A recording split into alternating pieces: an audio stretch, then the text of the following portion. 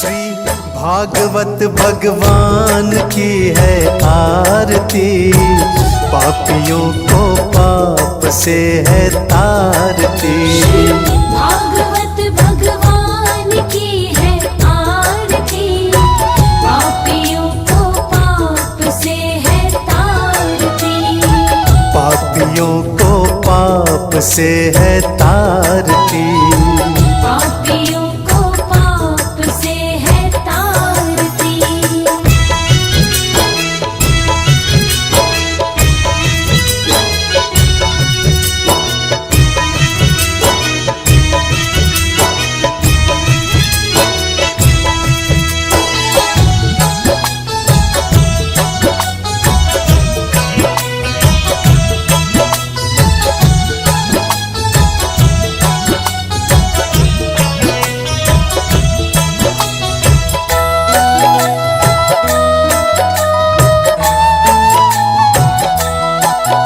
ये अमर ग्रंथ, ये मुक्ति पंथ, ये पंचम वेद निराला, नव ज्योति जगाने वाला।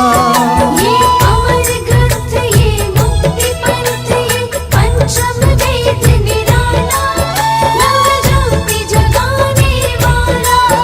हरि नाम यही, हरि धाम यही, हरि नाम यही, हरि धाम यही। जग के मंगल की आरती, पापियों को पाप से है तारती। श्री भागवत भगवान की है आरती, पापियों को पाप से है तारती। पापियों को पाप से है तारती। भागवत भगवान की है आरती। रविंदम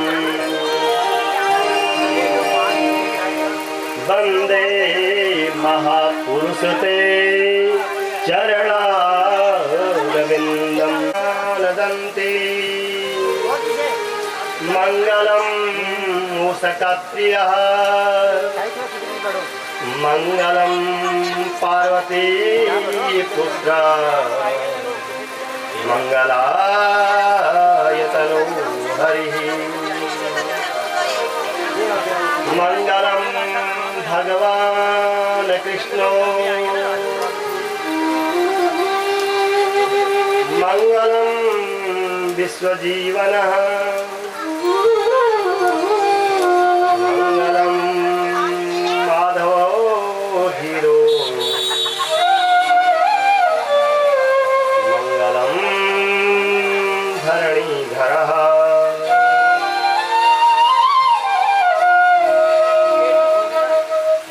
बंसी विभूषितकरा नवनीरदाभा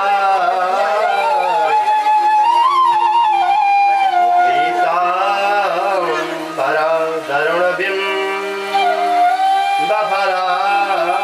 धरुष्टा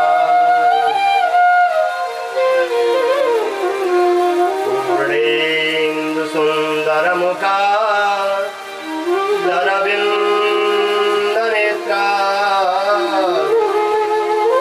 कृष्णात् परं तत्त्वमहं न जाने।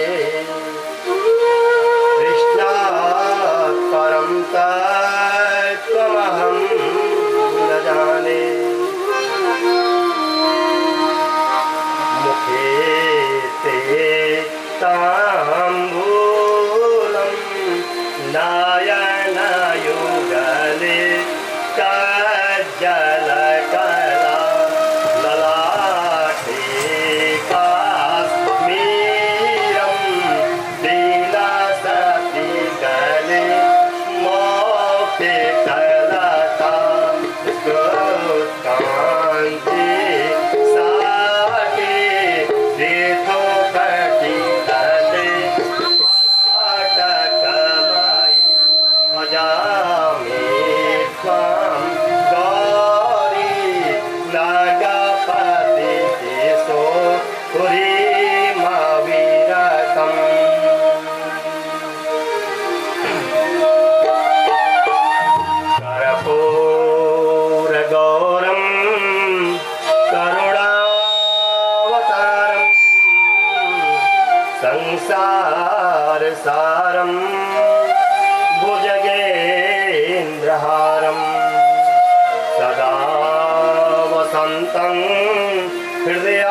हृदयारविन्दे भवं भवानी सहितं नमामि।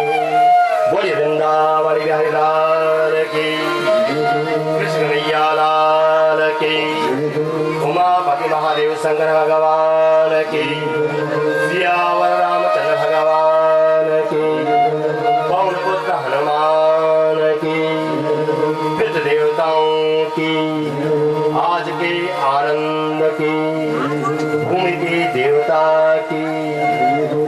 श्री हरि शरणं श्री हरि शरणं श्री हरि शरणं श्री हरि शरणं श्री हरि शरणं श्री हरि शरणं श्री हरि शरणं श्री हरि शरणं श्री हरि शरणं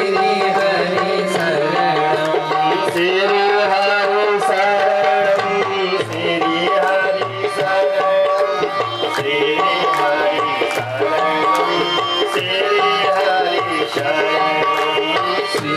हरि शरणं श्री हरि शरणं श्री हरि शरणं श्री हरि शरणं श्री कृष्ण शरणं श्री कृष्ण शरणं श्री कृष्ण शरणं श्री कृष्ण शरणं श्री कृष्ण शरणं श्री कृष्ण शरणं श्री कृष्ण शरणं श्री कृष्ण शरणं श्री कृष्ण शरणं श्री कृष्ण शरणं श्री कृष्ण शरणं श्री कृष्ण शरणं श्री कृष्ण शरणं श्री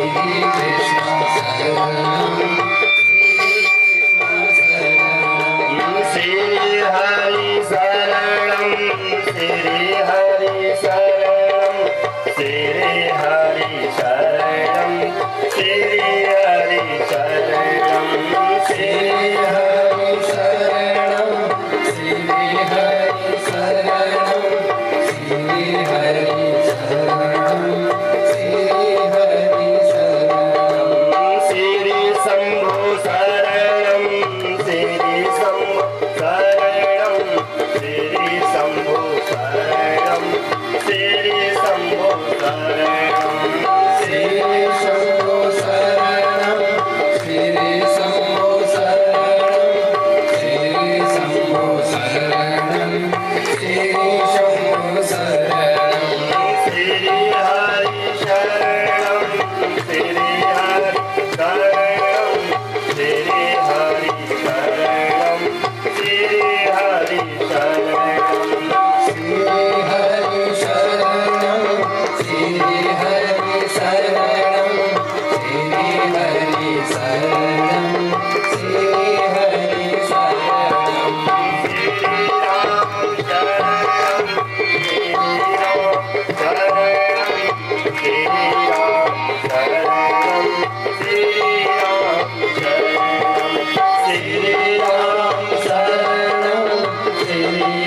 हरि शरणं श्री हरि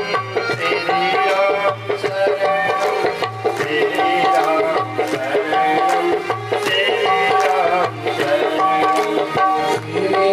राम शरणं श्री राम शरणं श्री राम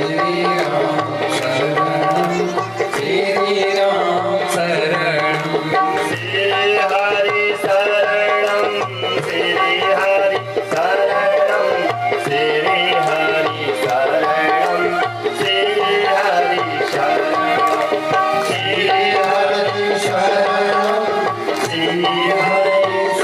श्री राम शरणं श्री राम शरणं श्री राम शरणं श्री राम शरणं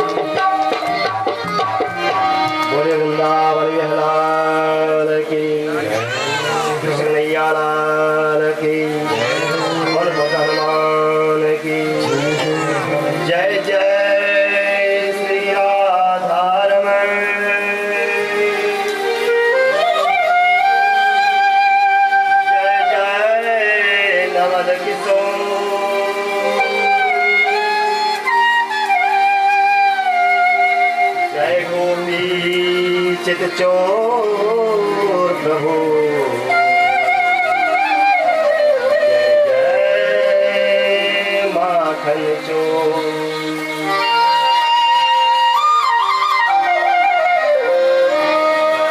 राधा मेरी मात है, पिता मेरे घनश्याम,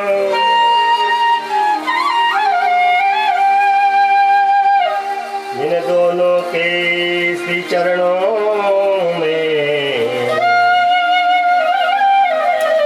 मेरा कोटि कोटि प्रणाम।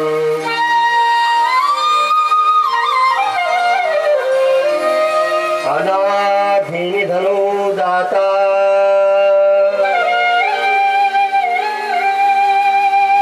शंख चक्र गदाधरा,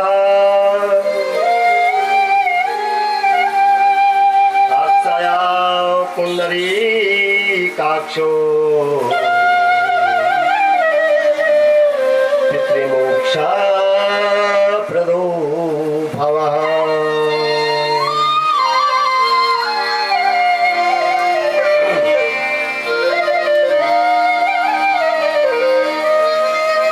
सर्वप्रथम मेरे परम आराध्य भगवान श्रीमन नारायण विशालापुरी जी के श्री चरणों में दास का दंडवत प्रणाम। भगवान श्री कृष्ण की प्रत्यक्ष वांगमयी मूर्ति श्रीमद् भागवत महापुराण श्री के चरणों में मेरा बारंबार दंडवत प्रणाम करते हुए मेरे पूज्य विद्वान गुरुदेव एवं आचार्यों के चरणों में प्रणाम करते हुए जो हमारे संगीताचार्य हैं, हमारे सुर में सुर मिला रहे हैं, उनको कोटि से प्रणाम करते हुए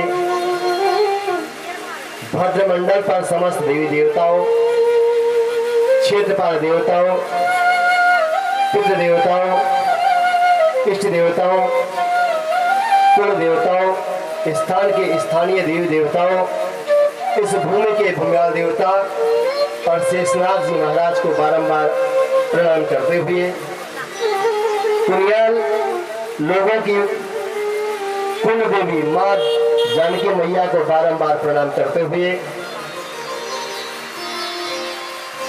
आज यहाँ पर श्री कुनियाल परिवार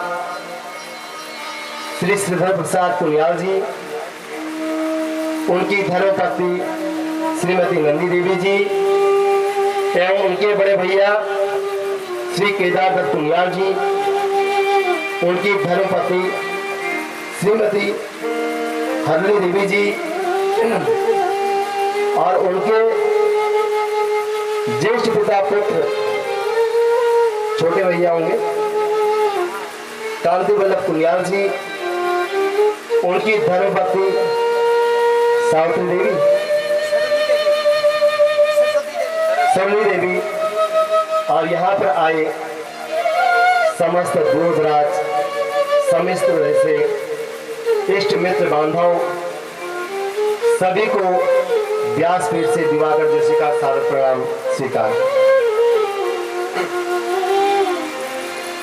यहाँ पर श्री कुनियाल परिवार से आयोजित श्रीमद् भागवत महापुराण सप्ताह यज्ञ का आयोजन मुख्य रूपतया उनकी माता जी स्वर्गीय श्रीमती उखा देवी जी के 21 श्राद्ध के निमित्त किया जा रहा है,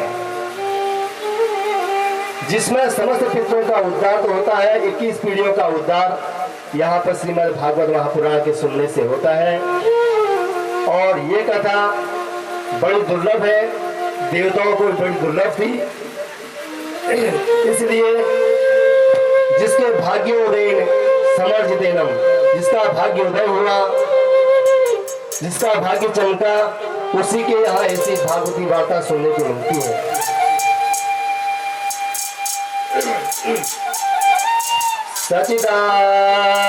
सचिदानंद रूपाय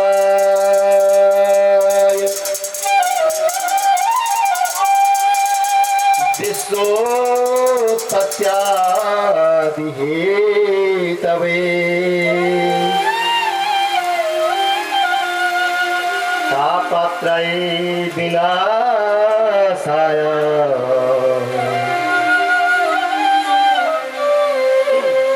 श्री कृष्णाय वयं नमः।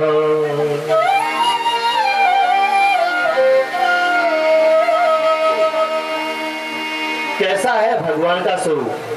भगवान कैसे हैं? सत घन, चित घन, आनंद घन, ऐसे भगवान सच्चिदानंद स्वरूप जो समस्त विश्व का पालन, सृजन और संहरण तीनों के जो हेतु हैं, जिनकी पावन शरण ग्रहण करते ही जीव के तीनों प्रकार के जो है पाप विनिष्ट हो जाते हैं, ऐसे गोविंद के श्री चरणों में हम सभी का बारंबार जो है प्रणाम है। महाभागवत श्री ब्रह्मराज सूक्त जी का ध्यान करते हुए नैमिषारण्य क्षेत्र की पावन भूमि में सूत जी महाराज सौनकादि ऋषियों को यह मंगलमयी भागवत की वार्ता जो है सुना रहे हैं। 88,000 ऋषियों के मध्य श्री सौनक जी जो है प्रधान श्रोता बनकर जो है सबका जो है प्रतिनिधित्व कर रहे हैं। आयु में जो सबसे छोटे हैं, ऐसे श्री सूत जी महाराज व्यासपीठ पर जो है अलंकृत है। और सौनक जी जो है आयु में वयोवृद्ध हैं और बड़े हैं, तो श्रोता होकर जो है बनकर बैठे हैं। इनकी यह विशेषता है। कथा मृत रसा स्वाद कुशलः। क्या विशेषता है? कथा मृत रसा स्वाद कुशलः। भगवान का कथा मृत पान करने में परम कुशल है। महान विद्वान होकर भी जो है अनभिज्ञ बनकर कथा श्रवण कर रहे हैं। यही इनकी विशेषता है और यही इनकी कुशलता है। आज सौनक जी सूत जी को नमन करते हुए पूछ रहे हैं, अज्ञान ध्वंस विध्वंसा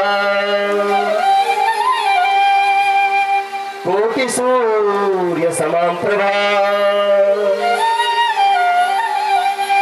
सुताख्या हि कथा सारम मम करणम रसायनम।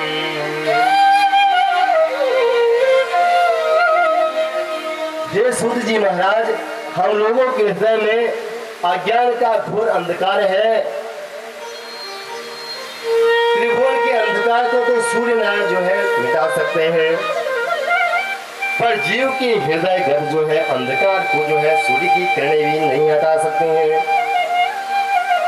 सूत जी महाराज उस अज्ञान तिमिर को जो है ध्वस्त करने के लिए आपके पास जो है करोड़ों सूर्य के समान जो है ज्ञान की प्रवाह धारा है, प्रकाश है। उस ज्ञान की एक किरण जो है हम लोगों के हृदय पटल पर जो है डाल दीजिएगा।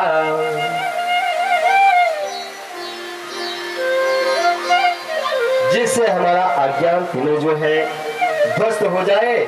हम यह सारा जो है ज्ञान चाहते हैं कि भक्ति ज्ञान वैराग्य जो है बढ़ाने के लिए वैष्णव लोग जो है क्या करते हैं, ऐसा कौन सा कार्य किया जाए जिससे माया मोह का निवारण हो जाए। अब घोर कलिकाल आ चुका है, जिससे लोगों की आसुरी प्रवृत्ति हो चुकी है। हर प्राणी क्लेश से आक्रांत है। ऐसे प्राणियों का जो है कल्याण कैसे होगा, उस युक्ति को जो है आप हमें बताएं। और आपके ऊपर भगवान गुरुदेव की बड़ी कृपा है।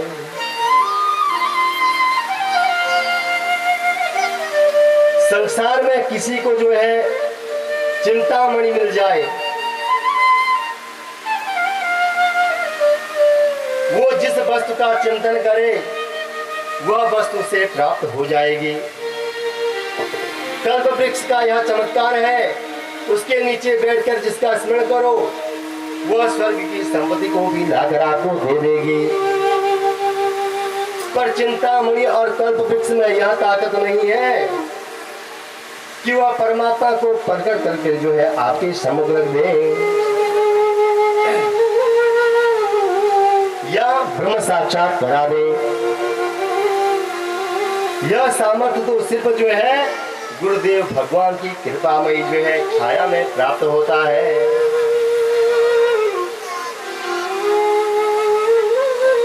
और वह आपको सदा प्राप्त है। इसलिए हे सुध जी महाराज, आपके लिए कुछ भी नहीं है। हे महाराज सुध जी महाराज, गुरु कृपा का प्रसाद जो है हमें भी कृपा करके बता दीजिएगा। तो सूत जी महाराज प्रसन्न और प्रमोदित हो गए। जब कोई व्यक्ति किसी को कोई वस्तु देता है तो पहले सावधान कर देता है कि भाई जरा संभाल के रखेगा, कहीं टूट न जाए, कहीं फट न जाए। करता नहीं करता है तो पहले जो है सावधान कर देते हैं। तो ऐसी जो है सावधान तनया श्रण हो। सूत जी कह रहे हैं, ऋषियों संसार में सबसे बड़ा डर है किसका? बंदर का, मृत्यु का। मृत्यु से सभी प्राणी डर जाते हैं। मृत्यु का भय प्रत्येक प्राणी को जो है भयाक्रांत करके रखता है। इसका नाम है मृत्युलोक। जो आया है उसका जाना सुनिश्चित है। संसरति इति संसारा, यह खिसकता रहता है, सरकता रहता है। कोई कितना भी पकड़ने का प्रयास करे यह किसी की पकड़ में नहीं आता है। जंगल में जाने से ही परमात्मा मिलता हो ऐसा कोई सिद्धांत प्रतिपादित नहीं है। गोपियों ने न घर छोड़ा, न बार छोड़ा, न बन गई, फिर भी उन्होंने भगवान को प्राप्त किया है। ईश्वर प्राप्ति के निमित्त भाव की अधिकता होनी चाहिए।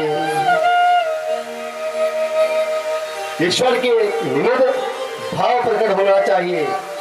भाव की आवश्यकता विशेष प्रदान होती है। शिवरी ने कहाँ पर वेद पढ़े, गोपी कब गई पाठशाला।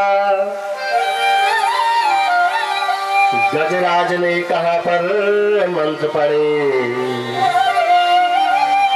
कुब्जा ने चंदन घिस डाला। इन सब ने अपने भाव को गोविंद के चरणों में लगाया और गोविंद के चरणों में इनका भाव लगते ही इनका कल्याण हो गया। बोल वृंदावन बिहारी लाल की। सुतो वाचा काल व्याल मुख ग्रासा, त्रास निर्णार्स हेतवे। श्रीमद्भागवतम शास्त्रम कलोकीरेण भासितम। तो महाराज श्री सूत जी कहने लगे, इस संसार में काल रूपी सर्प से बचने का एकमात्र उपाय है। वो क्या है? श्रीमद् भागवत को ही निमित्त मानना चाहिए। कीरेण सुकेन भासितम। तोता बड़ा मीठा बोलता है। तोता क्या बोलता है? बड़ा मीठा बोलता है, लेकिन बोलता वही है जो उसको रटाया जाता है, जो उसे सिखाया जाता है। तो श्री सुखदेव जी जो है महाराज ने भी जगत में कल्याणकारी भागवत में जो है रूपी फल प्रदान तो किया, पर यह मनमुखी फल नहीं है। आचार्य परंपरा से जो प्राप्त हुआ है वही उन्होंने संसार को दिया है। जब महाराज परीक्षित के सामने मृत्यु का भय जो है उपस्थित हुआ तो 7 दिन में मरना सुनिश्चित हो गया। तो वे अपना कल्याण का मार्ग खोजने लग गए। उसी समय महामुनि सुखदेव जी महाराज श्रीमद् भागवत महापुराण के द्वारा राजा परीक्षित को क्या है भयमुक्त कर दिया। जैसे ही गंगा के तट पर सुखदेव जी ने जो है भागवत सप्ताह का प्रवचन करना आरंभ किया तो देवताओं को पता चल गया। सुधा कुंभम भित्वा देवास्तत्र समागमन। सभी देवता अमृत का कलश लेकर आ गए और श्री सुखदेव मुनि से जो है प्रणाम करके जो है अमृत का कलश सामने रख दिया। देवता बोले हे प्रभु आप इस कथा रूपी अमृत को हमें पिला दीजिए और इसके बदले में अमृत का कलश ले लीजिएगा। परीक्षित को यहाँ अमृत पिला दीजिए तो वो क्या हो जाएंगे वो अमृत को जो है मृत्यु को जो है प्राप्त नहीं होंगे और मुक्त हो जाएंगे भय से। सुखदेव जी को सुनकर बड़ा आश्चर्य हुआ और हंसने लगे कि देवता लोग इतने परमार्थी कब से हो गए। श्री सुखदेव जी के मन में विचार करने लगे सुखदेव जी कम स्वधा कम कथा लोके कम काच कम मणिमान। कहाँ कोई अमृत की कथा और कहाँ ये कांच, कहाँ भगवान की अलौकिक कथा, कहाँ कांच और कहाँ मणि। ऐसा सोच करके उन्होंने देवों को कथामृत से वंचित कर दिया। देवताओं को कथामृत का पान नहीं कराया। इससे भागवती कथा देवों को भी दुर्लभ हो गई। तो श्रीमद् भागवत के श्रवण से जब ब्रह्मा जी जो है ने राजा परीक्षित का मोक्ष देखा तो उनको बड़ा आश्चर्य हुआ। तब उन्होंने तराजू के पलड़ों में श्रीमद् भागवत महापुराण को रखा और दूसरे में भक्ति के जितने भी साधन थे उनको रखा। जब दोनों को तोड़ा गया तो श्रीमद् भागवत की जो है तुलना में सारे साधन जो है हल्के पड़ गए और छोटे पड़ गए। जग के सब लाभ पराजित है संगति वाले लाभों से। जग के सब लाभ पराजित है संगति वाले लाभों से। स्वर्ग आदि तुच्छ है तुलने पर, स्वर्ग आदि तुच्छ है तुलने पर, सत्संगति के सुख बाटों से। जग के सब लाभ पराजित है। तब सारे ऋषियों ने आश्चर्यचकित होकर के जो है श्रीमद् भागवत को ही भागवत रूप में जो है स्वीकार किया। श्रीमद् भागवत कथा अमृत के पठन एवं श्रवण से शीघ्र ही मोक्ष का फल देने वाला कहा गया है। मेरे भगवत रूपम शास्त्रम भागवतम करो। साक्षात श्री कृष्ण ही कलयुग के कलुषित प्राणियों का जो है कल्याण करने के लिए श्रीमद् भागवत में आकर विराजमान हो गए। इससे भागवत जी के प्रत्येक अक्षर में गोविंद की श्यामलता समाई हुई है। यह साक्षात भगवान का वांग्मय विग्रह है महाराज। तो ऋषियों ने सूर्य जी से प्रश्न किया महाराज यह 7 दिन की सुनने की प्रथा परंपरा कैसे प्रारंभ हुई। तो सूर्य जी कह रहे हैं सनद, सनंदन, सनातन और सनत कुमार इन चारों ऋषियों ने देवर्षि नारद को सुनाकर यह सप्ताह की परंपरा जो है प्रारंभ की। तो सौनक जी ने पूछा नारद जी तो 2 घड़ी से ऊपर कहीं दिखते नहीं, तो ऐसे में उन स्थिर जो है नारद जी ने 7 दिन में बैठकर जो है भागवत जी को कैसे सुना, कहाँ सुना और क्यों सुना, कृपा करके जो है बतलाइएगा। तो प्यारे सूत जी कह रहे हैं, एकदा ही विशालायां चत्वादशोन्नरः सत्संगार्थ समायाता ददृशो तत्र नारदम्।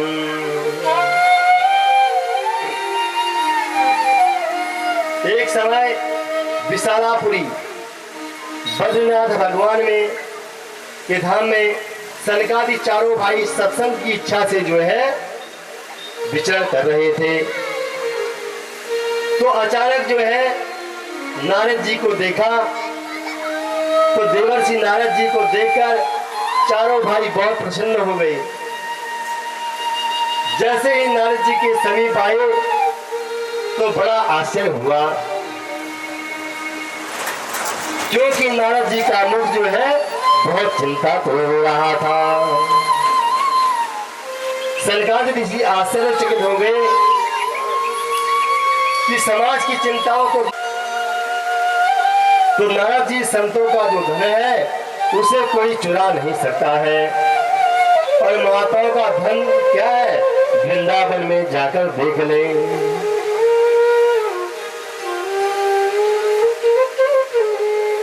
तो प्रभु नाम का ही जो है संतों का एकमात्र परम धन है, जिसे संसार में कोई चुरा नहीं सकता।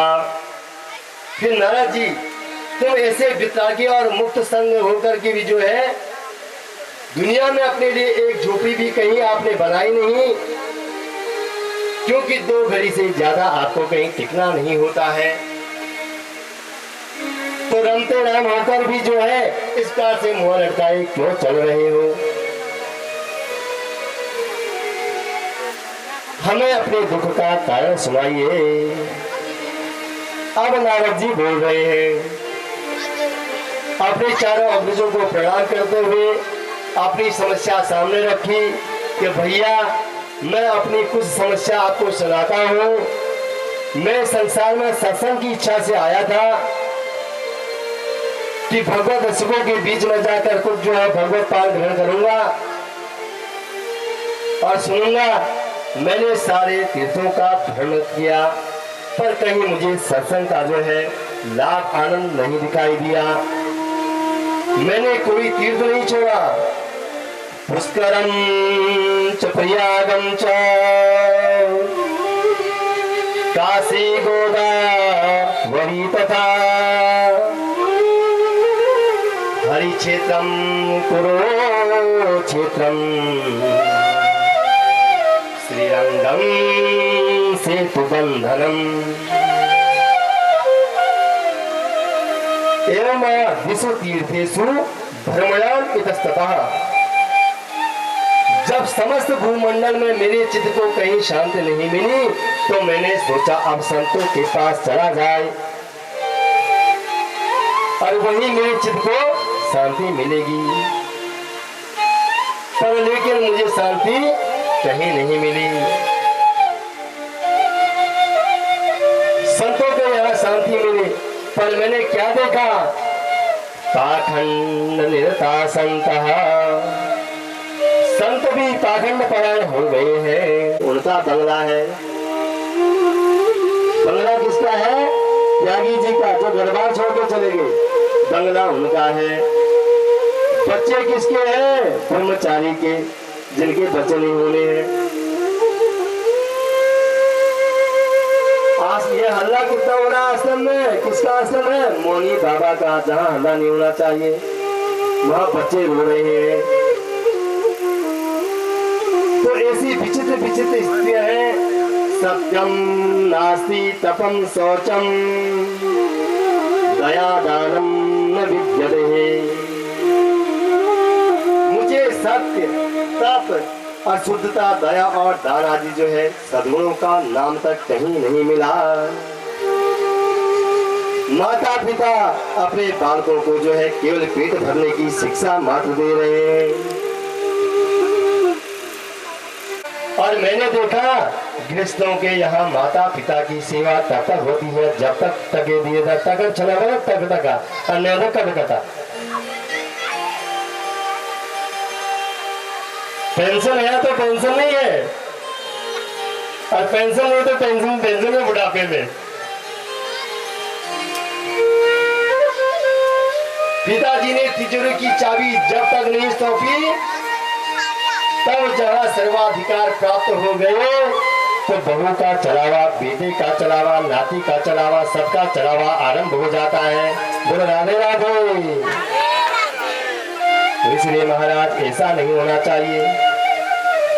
जब पिताजी रहते हैं तब 5-5 बच्चों को पालने की क्षमता रखते हैं। जब लास्ट में पिताजी की जेब खाली हो जाती है, तुम्हारी नौकरी में पढ़ाई में लग गई, नौकरी का पूरा खर्चा पढ़ाई में लगा दिया, मकान बनाने में लगा दिया, जमीन खरीदने में लगा दिया, अब बुढ़ापे में बचा नहीं तो आपने किनारा कर दिया।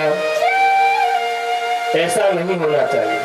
सेवा, सत्कार, सद्भावना ये हृदय की गतियों से होता है। तो लेकिन सास को भी बहू को बेटी की तरह रखना चाहिए।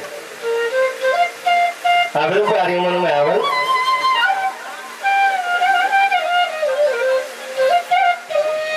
तो महाराज चलावा शुरू हो जाता है। वार्ता तो पृछत ही, माता पिता से कोई बात करने को राजी नहीं है। अगर माँ बाप बुढ़े हो गए तो उनका बैठक लास्ट कोने में बनाया जाता है कि भाई यहाँ मत आना, जब तक मेरा अमुक मेहमान घर से चला नहीं जाए तब तक इस बैठक में मत आना, यही रहना। होता है ना, कड़वा सत्य है, होता यही है आजकल। क्योंकि जब माँ बाप के गालों में झुर्रियां पड़ जाती हैं, चलितम बिगड़ितम, उसका शरीर सुंदर नहीं दिखाई देता है। सुंदरता जब तक रहती है सभी अपनी, और जिस दिन से सुंदरता बिगड़ गई सभी बुराई करने में तत्पर हो जाते हैं। बोलो राधे राधे। तो महाराज इस तरह जो है कोई मिलने नहीं आता है। माता पिता को बैठक में जो है दूसरे किनारे पर रख दिया जाता है, और लोग इस तरह बढ़ता जा रहा है। बेटा बेटियों का क्रय विक्रय होने लग गया, संबंध नहीं हो रहे हैं। संबंध होते तो संधि संबंध बराबर रहते। आप हो गए पैसों का, मैं बोला ना टका छना बोला, टका नहीं छना बोला, टका। अब तुम कितना दोगे तो उतना हम भी देंगे। और जब रिश्तों में ऐसा हो जाएगा तो समधि का मतलब होता है सम, जिसकी बुद्धि बराबर, बुद्धि समधि, धीमिन से बुद्धि, सम माने बराबर, जिसकी बुद्धि बराबर है वो समधि है। तो एक के पास पैसे ज्यादा हैं, एक के पास जरा कम है, तो विचार मौलिकता में प्रधानता नहीं बन पा रही है। इससे रिश्ते आज शादी और 2 महीने बाद तलाक।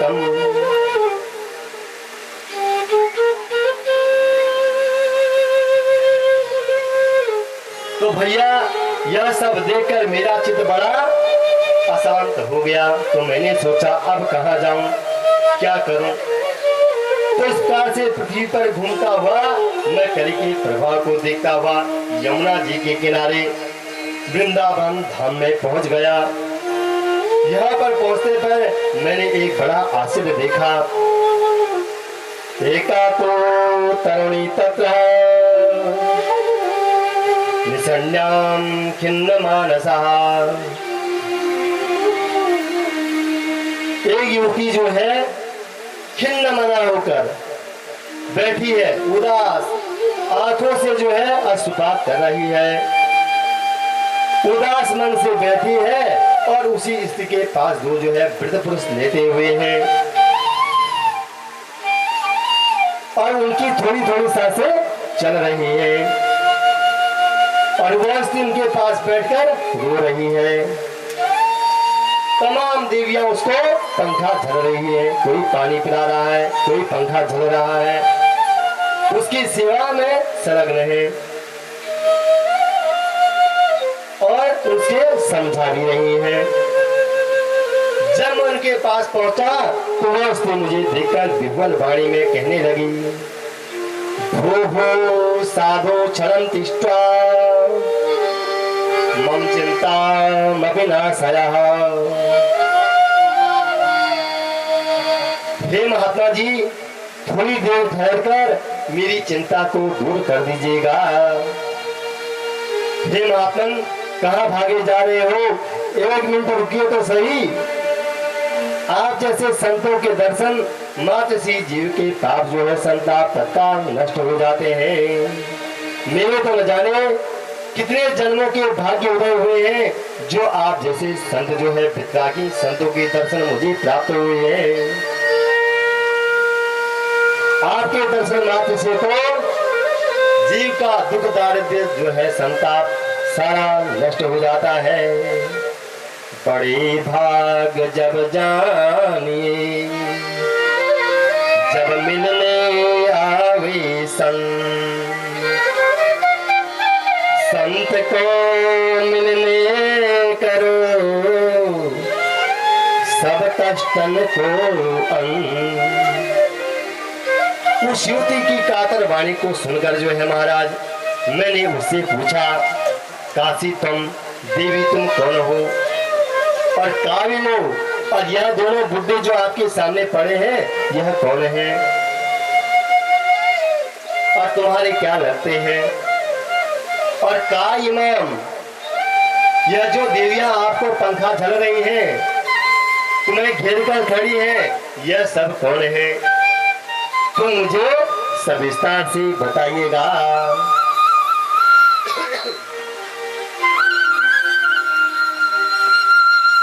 और आप क्यों रो रही हो?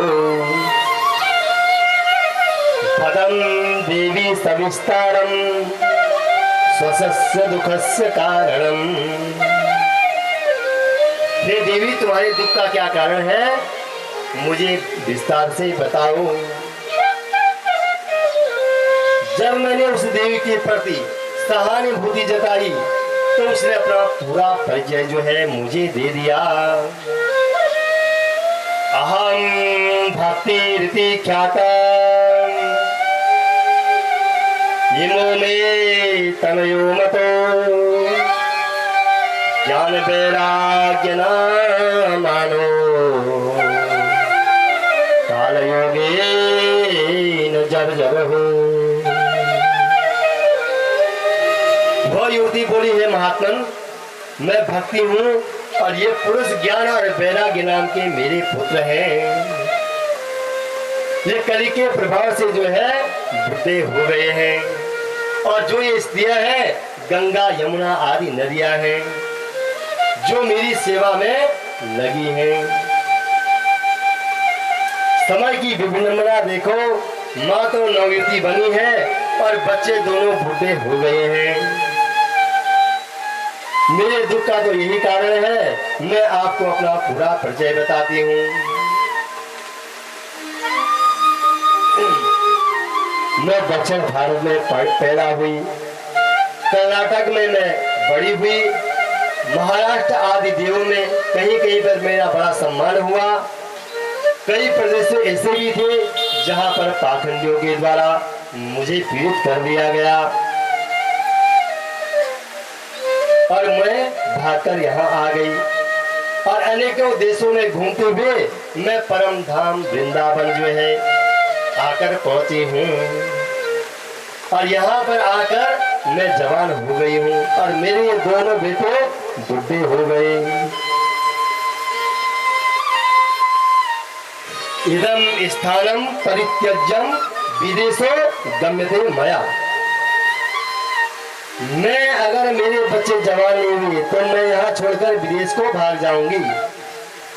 कौन बोल रही है? भक्ति बोल रही है। तो नारद जी ने सारी स्त्री को एक क्षण में समझ लिया, विचार किया कि भक्ति ज्ञान और वैराग्य एक दूसरे के परिपूरक हैं। जैसे संतान के बिना माँ का मातृत्व जो है पूर्ण नहीं हो पाता है, ठीक उसी प्रकार ज्ञान और वैराग्य भक्ति के पुत्र हैं। ज्ञान और वैराग्य के बिना भक्ति की पूर्णता नहीं हो सकती है। नारद जी ने तुरंत भक्ति माता को वचन दिया कि माँ आप वृंदावन छोड़कर न जाइए, क्योंकि आज क्षेत्र के लोगों का आकर्षण जो है विदेश की ओर बढ़ गया है। माता जी आप ऐसा मत कीजिए। सतयुग त्रेता द्वापर में आप बड़े आनंद से रही, पर अब घोर कलिकाल जो है आ गया है। इस कलिकाल में सब सदाचार लुप्त होता चला जाएगा। बुद्धिमान वही है जो धैर्य और धर्म का पालन करेगा, क्योंकि अभी तक तो कुछ मंगल दिखाई पड़ रहा है, पर वर्षे वर्षे क्रमण जाता है मंगलम नापि दृश्यते है। समय जो जो बढ़ता जाएगा, थोड़े बहुत जो जो सत्कर्म कर्म जो है दिख रहे हैं वो भी अब दिखाई नहीं पड़ेंगे। घोर कलिकाल में वृंदावन आने पर बाल्य क्षेत्र होने से हुआ है आपको यहाँ तरणी जीवन मिला है। ज्ञान वैराग्य का यहाँ इतना बड़ा महत्व नहीं है, इसलिए ये दोनों बुढ़े बन गए हैं। धन्य है ब्रज की भूमि, जहाँ पर इस कलिकाल में भी भक्त का इस प्रकार से आदर सम्मान किया जा रहा है। जहाँ आप नाच रही हैं, भक्ति मैया ने पूछा, बाबा एक बात बताओ, कलयुग इतना दुष्ट है तो परीक्षित ने इसको दंड क्यों नहीं दिया?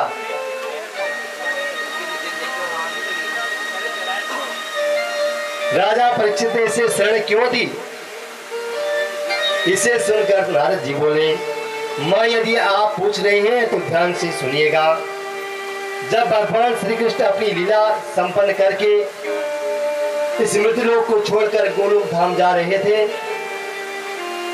उसी दिन कलयुग ने अपना पहले स्मृति रूपी जो है लोक में जमाना प्रारंभ कर दिया। और महाराज परीक्षित जब इसे मारने निकले तो कलयुग दीनहीन होकर जो है उनकी शरण में चला गया। तो महाराज परीक्षित परम वैष्णव थे।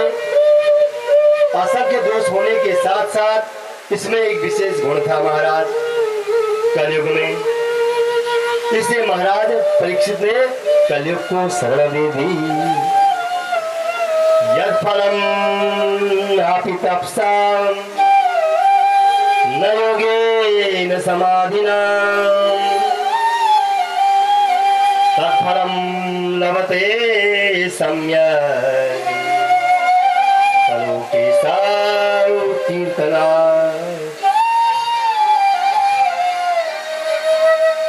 बड़े बड़े यज्ञ करने से जो फल प्राप्त होता था वही फल जो है कलिकाल में जो है सिर्फ नाम संकीर्तन करने से प्राप्त हो जाता है। ये इसका विशेष गुण था। कलियुग केवल नाम आधारा, सुमेरी सुमेरी नर उतर पारा। कलियुग भवन अमंगलहारी, जपहु सुदशरथ अजय बिहारी। मंगल भवन अमंगलहारी, प्रभु सुदशरथ अजय बिहारी। कलियुग केवल नाम आधारा, सुमेरी सुमेरी नर उतारी पारा। कलियुग केवल नाम आधारा, सुमेरी सुमेरी नर उतारी पारा। ये भक्ति कलयुग के गुणों के कारण जो है महाराज परीक्षित है ना,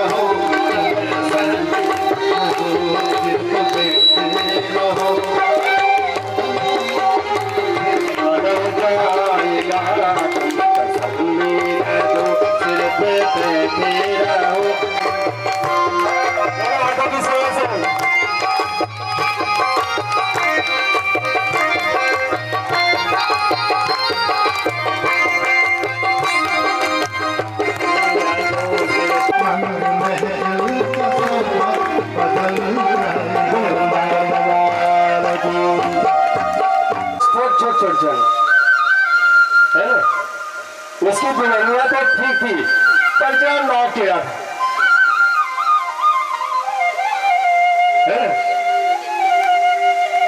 अरे जहाँ भी शादी में जाते हो अच्छी बात है जाना, लेकिन वहां भी दूल्हा दुल्हन में भगवान के चरणों का ध्यान करो, तब तुम्हें भगवान प्राप्त होंगे, है ना? भगवान कहाँ आते हैं? अच्छा, आप जब कमरा किराए पर लेते हैं तो कैसे घर को चूज करते हैं आप? जहाँ टाइल अच्छे लगे होंगे, सफाई अच्छी होगी, पानी बराबर आता होगा, है ना? चूल्हा अच्छा लगा होगा, घर में थोड़ा आंगन बना होगा, कहीं अमेरिकन दूध भी जमा होगा, ऐसे घर को पसंद करोगे ना? तो भगवान भी ऐसे ही घर को पसंद करते हैं। निर्मत्सराम सदा, जब आपका मन निर्मल हृदय बन जाएगा, निर्मल, तभी तो भगवान आके हृदय में अवरुद्ध हो जाएंगे। मन में 50 प्रकार की बातें चल रही है, अरे यहाँ बैठे हैं, वहां कुत्ता भूखा होगा, तो गाय भूखी नहीं होगी इसकी चिंता नहीं है, वहां कुत्ता भूखा होगा, गाय भूखी रहने दो। क्योंकि आजकल तो लोग कुत्ते को पकड़ के ले जाते ना, डंडा हाथ में होगा कुत्ता। अरे सनातनियों याद रखो, कुत्ता मरने के बाद भी कुत्ता पाले सो कुत्ता और कुत्ता मारे सो कुत्ता। महाभारत के स्वर्गारोहण पर्व में पढ़ लेना कुत्ते के बारे में, मेरे को तो टाइम नहीं है बताने का, लेकिन वहां जाके पढ़ लेना। और अंत समय जब आएगा तो कुत्ते की पूंछ पकड़ के नहीं होगा, बैठनी पार, कुत्ते की पूंछ पकड़ के होगा। किसकी पूंछ पकड़नी पड़ेगी? गाय विश्वस्य मातरा, गाय विश्व की माँ है। पहली रोटी गाय की, आखिरी रोटी कुत्ते की। अपने घर में नियम बना लो। और आजकल तो पहली रोटी कुत्ते की, आखिरी रोटी गाय की, बने ना बने कोई भरोसा नहीं है। बोलो राधे राधे। इससे कुत्ता पालना अच्छा नहीं है। कुत्ते के स्पर्श मात्र से जितने पुण्य तुमने किए तत्काल नष्ट। जैसे आग में कोई चीज छोड़ते ना, भस्म स्वाहा, तो उसे कुत्ते के स्पर्श करने से हो जाता है। इससे कुत्ता पालने वाली चीज नहीं है। कुत्ता बांधो, गेट के बाहर रखो, एक नहीं 1000 रोटियां खिलाओ, मेरा थोड़ी लग रहा था, है ना? 1000 रोटियां खिलाओ। कुत्ता पालने की चीज नहीं है। कुत्ता गेट के नीचे बाहर फेंक दो, रोटी रखो, डालो रोटी उसको, तुम्हारी गेट पर हाथ भी नहीं लगाने देगा वो। लेकिन तुम बांध के रख रहे हो तो कुत्ता पालने का परिणाम अच्छा नहीं होता है। अगर किसी को गलती सिखा लिया तो फिर हजारों की चोट भी लगनी संभव है। तो इसलिए तो प्राण बल्लभा प्रियतमा हो, आप जब जहां बुलाओ प्रभु तो वही जो है आ जाते हैं। नामदेव जी महाराज थे और अपने लिए भोजन बना रहे थे, रोटियां सेक रहे थे, इतने में कुत्ता आ गया। देखो, जिसने प्रभु को प्रकट करना है तो कुत्ते से भी कर सकता है, बिल्ली से भी कर सकता है। विश्व दर्शन में सभी को दिखाता है ना। गाय में तो खैर समस्त देवी देवता उपवास कर रहे हैं। तो नामदेव जी खाना बना रहे थे, तो इतने में कुत्ता आया और रोटी पकड़ के फुर्र में भाग गया, है ना? और जब भागा तो बोला, अरे महाराज घी भी था, चुपड़ के तो खा लेते। इतने में भगवान प्रकट हो गए। बोल वृंदावन बिहारी लाल की। तो भगवान तो जो है भाव के भूखे हैं। भाव मिच्छन्ति देवता, देवता को देने वाले हम और आप कुछ नहीं है, देवता दे रहा है। उसका नाम क्या? देवता। दे और बता करना क्या है, इसीलिए तो देवता है। हम बोलते हैं आज हमने अगर किसी को मंदिर में एक सौ चढ़ाया, हजारों सौ रुपया खींचते हम 100 चढ़ाने पर। और 51,000 अगर 5,000 गलती से लिख दिया तो जब तक नाम नहीं आएगा तब सब उड़ के नहीं जाएगा घर। बोलो राधे राधे। कड़वा सच है ना। दान वो चीज है उसको दिखाने की जरूरत नहीं है, दान को गुप्त रखो, दान दिखाने का नहीं है। आपका गुप्त रहेगा तो गुप्त में ही आपको मिलेगा। और दान क्या चीज है? दान एक टिकट है। कैसा टिकट? जब हम इस मृत्यु लोक को छोड़ के जाएंगे तो आगे क्या मिलेगा? हमें अच्छा रास्ता मिल जाएगा। जब मरेंगे हमें चिता भी जो है लगी बनी बुनी मिल जाएगी, रास्ता साफ क्लियर, बारिश नहीं होगी, वहाँ विमान आएगा। विमान का मतलब क्या समझे? विमान वही है, चिता का नाम विमान है। मरा, विमान आया, विमान में चढ़ाया, आग लगाई तो चला गया। बोले राधे राधे। मरना तो निश्चित है ना, जिएंगे ये निश्चित नहीं है। जी भी सकते हैं, नहीं भी जी सकते हैं। मरेंगे ये निश्चित है, आज नहीं कल। दिन साथी है, सोमवार से इतवार, इतवार से सोमवार, साथी तो दिन है। 8वां दिन कभी आया जिंदगी में? 7 दिन है। तो अपने 7 दिन में ही अपने जीवन को सुधारना है। हम तो हमेशा दूसरे की टांग खींचने लगी। वो ये बोल और वह तन बोल, वह ये कर ये निवे।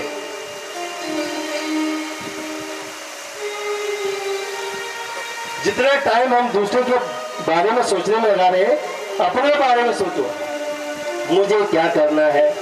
अपने मन से बार बार पूछो, हे मन तेरे को क्या करनी है? तो भगवान तब जो है प्रकट हो जाएंगे एक दिन। आप जो है निर्मल शरण सता, आपका मन जो है हृदय निर्मल हो जाएगा, तब भगवान आकर जो है अवरुद्ध हो जाएंगे। अब अवरुद्ध कैसे होंगे ये तो प्रश्न आएगा। अवरुद्ध कैसे? आके रुक जाएंगे। गेट पर जैसे कोई आता है तो फर्स्ट क्लास टाइम लगी होगी तो एकदम उसका मन होता है कि जूता खोलो या जुराब खोलो, होता है मन अंदर जाने का नहीं करता है। तो ऐसे भगवान आकर अवधूत हृदय में आकर अवधूत हो जाएंगे। तब देखेंगे घर को कि अभी भी कुछ कमी तो नहीं रहेगी, कहीं लाइट फिटिंग करने में कोई तार वार छोड़ न दिया हो या बल्ब फ्यूज हो गया हो। तो ऐसे जीवन में तब परमात्मा का प्रादुर्भाव होता है। तो इसलिए भक्ति बोल रही है, हे मुनिवर, आपके वचनों से मुझे परम आनंद की जो है शांति प्राप्त हो रही है। कृपया मेरे जो है इन पुत्रों को जगा दीजिएगा। अब नारद जी ज्ञान और वैराग्य को स्वस्थ करने का प्रयास कर रहे हैं। ज्ञान और वैराग्य के पास आकर देवस्नाथ ने बड़े बड़े जो है दिव्य वेद मंत्रों का उच्चारण प्रारंभ किया, उपनिषदों का पाठ किया, लाभ नहीं मिला। सबका सार भगवद गीता सुना दी, लाभ नहीं मिला। वह भी एक नहीं, बार बार भगवद गीता तो कई बार सुना दी। गीता पाठेर मुहुर मुहु, अनेक बार भगवद गीता का पाठ सुनाया। थोड़ी सी जागृति हुई, चेतना आई, परंतु फिर जो है गिर गई जैसे के तैसे। अब नारद जी को चिंता होने लग गई। ज्ञान खड़े हो जाओ, वैराग्य जाग जाओ, लेकिन कौन सुने? जब लाभ नहीं दिखा तो नारद जी को चिंता हो गई। अब क्या करूं? मेरे तो औषधालय में जितनी दवाई चूर्ण चटनी थी सब चटा दी, अब दवा भी कुछ नहीं बचे। अब क्या खाओ? अन्ना ने झगड़ा नहीं।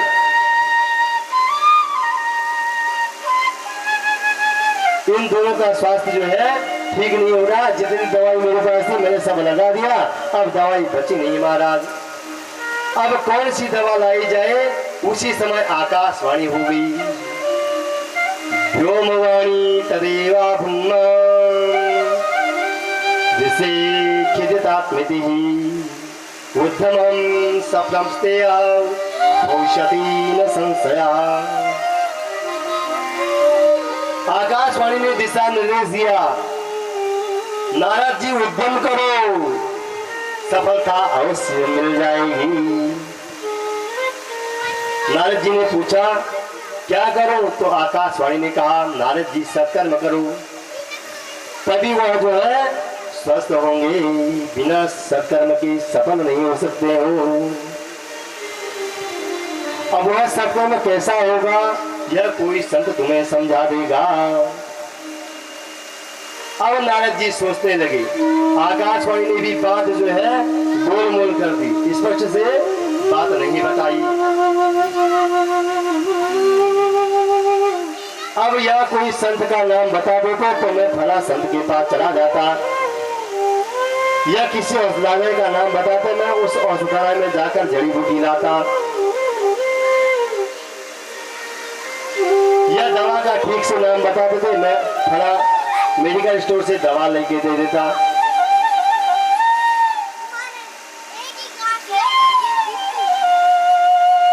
सत्कर्म करो ये कोई संत तुम्हें समझाएगा। दोनों बात क्या है, गोल मटोले हैं। गीता सुनाया, उपनिषद सुनाया, क्या यह सत्कर्म नहीं था? यदि यह सत्कर्म नहीं है तो सत्कर्म का स्वरूप कैसा होता है और कौन सा संत समझाएगा? चलो अब ढूंढते हैं। कोई न कोई ढूंढने के बाद भगवान मिल जाते हैं, ये भी मिल जाएंगे। अब नारद जी ढूंढने को निकल पड़े तो ऋषियों के पास प्रत्येक तीर्थ में जा जाकर पूछने लग गए। आकाशवाणी ने क्या कहा? सत्कर्म करो। वह सत्कर्म कौन सा है? किसी ने जवाब नहीं दिया महाराज। किसी ने मुंह फेर लिया। किसी ने बोला आप ब्रह्मा जी के जो है पुत्र हो, आप ज्ञानवान हो, आपको क्या बताएंगे, आपको सब पता है, हम क्या बताएंगे महाराज। और कुछ अपनी इज्जत बचाने में मौन व्रत का उपयोग करने लग गए। जब कहीं से कोई जवाब नहीं मिला तो नारद जी सीधी जो है बद्रीनाथ धाम की ओर चल दी कि भगवान नरनारायण रूपी जो है जहाँ पर निवास करते हैं, ऐसे विशालापुरी बद्रीनाथ में मेरा जो है समाधान अवश्य मिल जाएगा। वो बूटी मुझे हिमालय में ही जाकर मिलेगी। और इतने में नारद जी बद्रीनाथ में तपस्या करने को हुए। तभी वहां करोड़ों सूर्य के सवाल महाराज परम तेजस्वी सनकादि मुनियों का आवागमन हो गया। नारद जी ने दंडवत प्रणाम किया और स्वागत के पश्चात कहने लगे, हे विद्वान मुनियों, आप सदैव जो है 5 वर्ष के जैसे लगते हो। हे पूर्वजों के भी पूर्वजों, मेरा बड़ा सौभाग्य है कि समय आपका दर्शन मुझे प्राप्त हुआ है। अतः अब आप यह बताएं कि आकाशवाणी ने कौन सी बात की थी, कौन सा ऐसा सत्कर्म था और वह कहाँ होगा और किस प्रकार से होगा। तो सरकारी नहीं बोल रहे महाराज। हे नारद जी, ज्ञानियों ने ज्ञान को ही जो है सत्कर्म कहा है। श्रीमद् भागवतम लाभः सदुगीतम सुभादिभिः। सुखदेव जी के श्री मुखार बिंद से गाया हुआ वह मधुर गीत ही श्रीमद् भागवत है, दिव्य महा औषधि है, जिनसे ज्ञान और वैराग्य जो है जाग जाएंगे। इससे आप जो है श्रीमद् भागवत की कथा को गाइएगा। जब नारद जी को सनकादि मुनियों के बात पर विश्वास नहीं हुआ तो सनकादि कहते हैं, नारद जी वही दावा हमारा है। तुमने सारे वेद सुनाए, उपनिषद सुनाए, गीता सुनाई, परंतु हम आपको विश्वास दिलाते हैं कि सुखदेव जैसे परम हंसों के मुखार बिंद से गाया हुआ जो भागवत का दिव्य मधुर गीत है, इसका सरल करने मात्र से जो है ज्ञान और वैराग्य स्वस्थ हो जाएंगे। उनकी सारी बीमारी जो है तत्काल नष्ट हो जाएगी। तो नारद जी बोले, महाराज भागवत तो मैंने भी पढ़ा है, मेरे पिताजी ब्रह्मा जी ने ही मुझे अध्ययन कराया था। इससे मैं जानता हूँ कि भागवत में जो भी व्याख्याएं हैं वह सब वैदिक सूत्रों के आधार पर की जाती है। वेद रूपी वृक्ष का ही तो फल श्रीमद् भागवत है। जब वेद उपनिषद सुनकर कुछ नहीं हुआ तो वेदों की व्याख्या करने वाली श्रीमद् भागवत से जो है भला क्या हो जाएगा। सनकादि मुस्कुराते हुए बोले, नारद जी कोई आम का मीठा फल खाने वाला यह कह दे वह फल जब इतना मीठा है तो वृक्ष कितना मधुर होगा, मीठा होगा। जिसने इसको पैदा किया है और फल को त्याग कर वृक्ष को चबाने लग गया तो क्या स्वाद मिलेगा? कभी नहीं। जो बत्तीसी है वो भी बाहर आ जाएंगे। बोलो राधे राधे। तो स्वाद लेने के लिए फल का ही जो है सहारा हमें लेना पड़ेगा। वृक्ष में वह स्वाद नहीं मिलेगा। दूध से घी निकाला जाता है पर जो काम घी कर लेगा वह दूध नहीं करेगा। घी में बढ़िया बढ़िया पूड़ी आप सेक सकते हैं, पकौड़े सेक सकते हैं, जो खाना है वो सेक सकते हैं, लेकिन कोई बोलते घी खत्म हो गया दूध डाल दो, क्या पूड़ियां बन जाएंगी? नहीं बनेंगी। तो जो है गन्ना का रस ही शक्कर बनाता है, पर जो मिठाइयां शक्कर से बनती है वो गन्ने के रस से नहीं बन सकती हैं। इस प्रकार सनकादियों ने नारद जी को समझाया तो नारद जी की जो है शंका तुरंत जो है दूर हो गई। भाग्योदयेन बहुजन मसमार्जितेन। तब जीव अपने घर में भागवत की कथा को करते हैं, तब जो है भागवत स्वयं चलकर जीव के घर में पहुंच जाती है। नहीं तो कई सारे लोग तो सोचते रह गए कि भागवत करेंगे, एक पीढ़ी गई, भागवत करेंगे दूसरी पीढ़ी भी गई, भागवत करेंगे तीसरी पीढ़ी भी गई, भागवत के 5 पीढ़ी चलेगी, तब नाते पता चला आपने थोड़ा मिस्टेक कर दी, वो धूल भी उड़कर चली गई। हमेशा के लिए दुखी होना पड़ेगा, क्योंकि हम संस्कार बनिए ना। हमने रामायण डाली होगी कोने में, लास्ट कोना में, और कबड्डी फोड़नी हो जल गेड़ लागे लागे तो है ना। रामायण पढ़नी चाहिए एक आध चौपाई घर में। रामायण सिखा देती है कि परिवार को कैसे बढ़ाना है, परिवार के साथ बर्ताव कैसा करना है, पुत्र के साथ कैसा बर्ताव करना है, पुत्री के साथ कैसा बर्ताव करना है। रामायण सिखाती है ना, बाप के साथ कैसा व्यवहार करना है। अरे महाभारत पढ़नी है तो हमेशा युद्ध, धर्म क्षेत्रे कुरुक्षेत्रे समेता युद्ध सभा ममता पांडवास्यवम किम कुर्वन्ति संजय। है ना, जीवन 84 लाख योनियां हैं, 84 लाख योनि में जो है मानव जीवन जो है परम दुर्लभ है। 84 भोगने के बाद मनुष्य तन मिलेगा, और मनुष्य तन में भी हम बोलने वाले हैं। कहीं घूमे हो गए, पहले हो गए गोविंदाई नमः, तो वह भी जाग नहीं फिर, है ना। समझ में आ रही ना? कहीं ऐसा तो नहीं है कि मैं बसता जा रहा तुम फुर नहीं।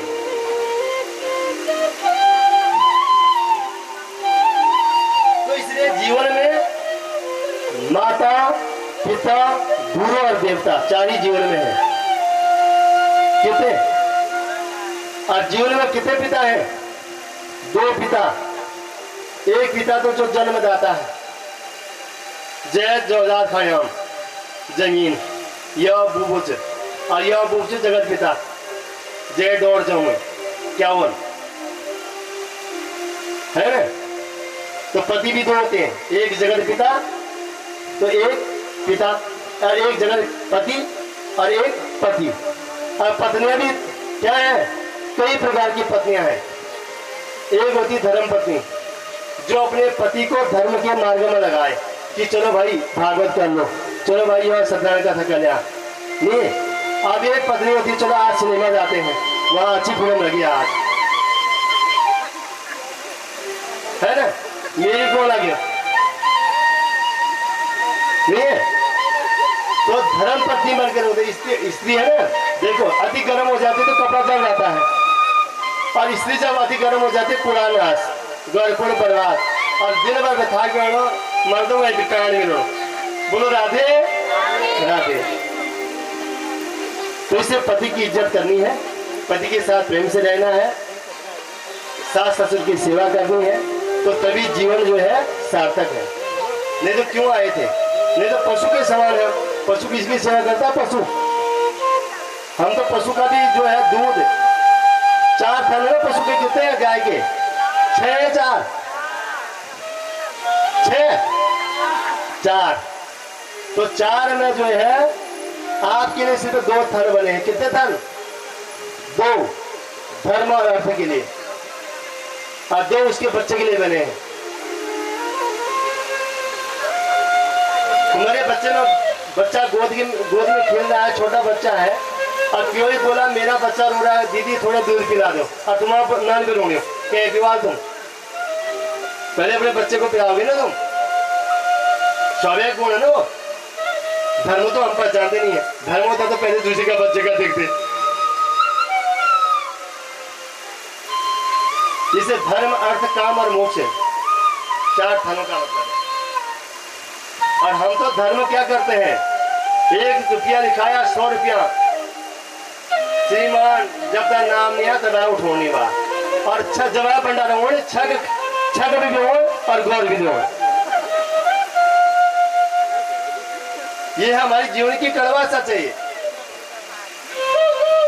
अरे जहां तुम दान दे रहे हो तो दान को मन रखो, गौर रखो, और दान अधिक से अधिक संख्या में दो।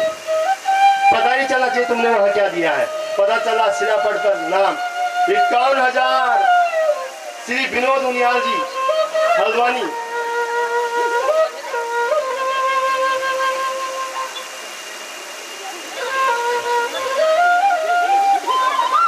ये जीव की पराकाष्ठा है।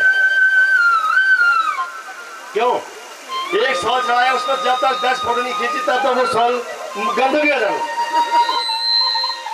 है ना? ये होता है। तो इसलिए सरकारी मुनियों को समझाया, नारद जी ने समझा, और जब जन्म जन्मांतर के भाग्य और पुण्य उदय होते हैं तब भागवती वार्ता करने का सौभाग्य हम लोगों को प्राप्त होता है, और संतों का दर्शन होता है, संतों का संग मिलता है। बिनु सत्संग विवेक न होई, हरि कथा बिनु सुलभ न सोई। बिनु सत्संग विवेक न होई, राम कृपा बिनु सुलभ न सोई।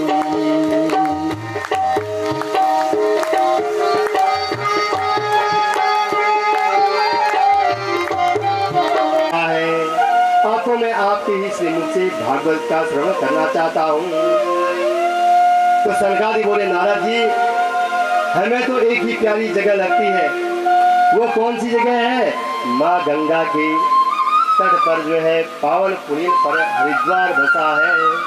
हरि भागे भागे चले आ रहे हैं। जो गृहस्थ संत थे वो अपने स्त्री कुटुंब के साथ आ रहे हैं, और जो वृद्ध संत थे वे अपने शिष्य परिकर के साथ जो है कथा मंडप में आ रहे हैं। देखते देखते श्री गंगा तट जो है महाराज ऋषियों से भर गया। कोई जय जयकार बोल रहा है, कोई शंख फूंक रहा है। अब उस पावन संतों के समाज के मध्य में संकारिकों ने कथा का शुभारंभ कर दिया। तो संकारि कहते हैं भगवान की कथा सदैव श्रवण करने योग्य है। इसके श्रवण से जो है महाराज मात्र से चित्त में हरि चिपक जाते हैं।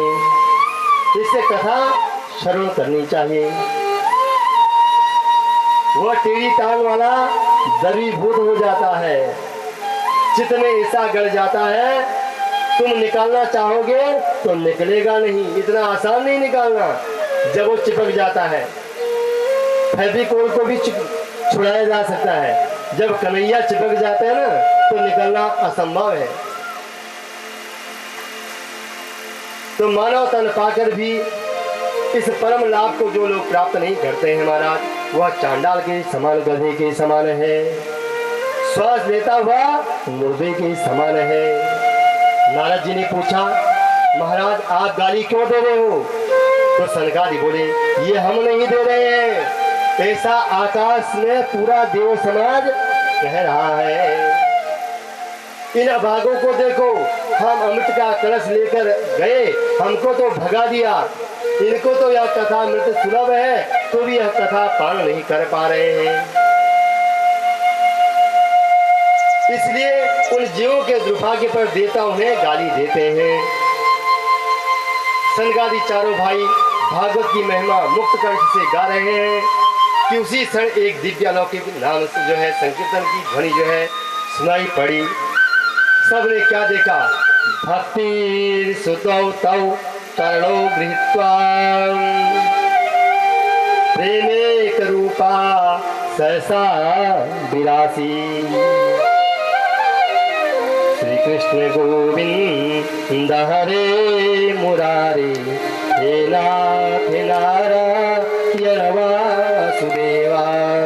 श्री कृष्ण गोविंद हरे मुरारे, नाथेति नामानि वदन्ति। और भक्ति महारानी अपने पुत्र ज्ञान और वैराग्य के साथ जो है सबके बीच में प्रकट होकर जो है ताता थैया करके नाचने लग गई। बोल भक्त भैया की। और महाराज और झूम झूम कर नाम संकीर्तन गा उठी। समस्त श्रोता समुदाय जो है भक्त मैया के साथ भगवान नाम संकीर्तन में लीन हो गई। अब एक छोटा सा भजन संकीर्तन।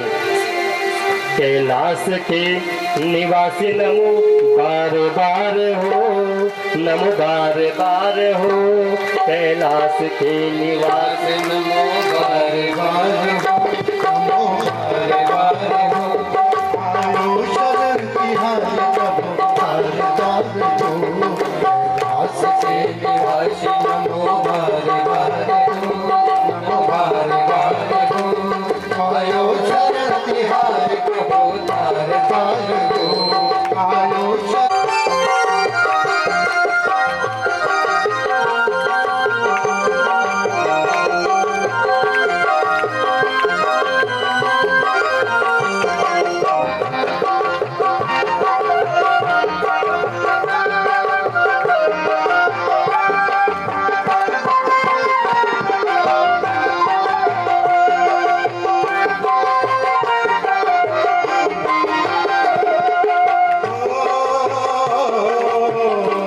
भक्तों को कभी शिव तूने निराश ना किया।